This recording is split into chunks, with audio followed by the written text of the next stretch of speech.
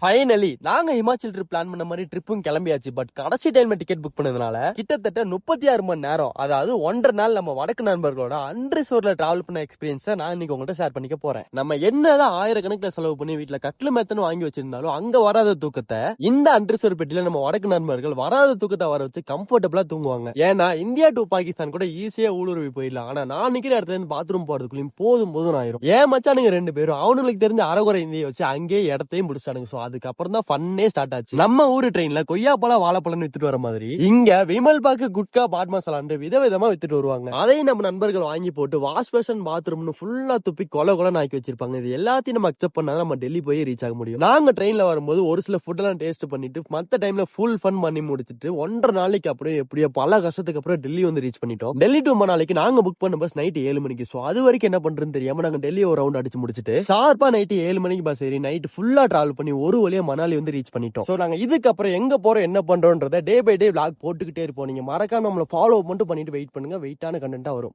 By.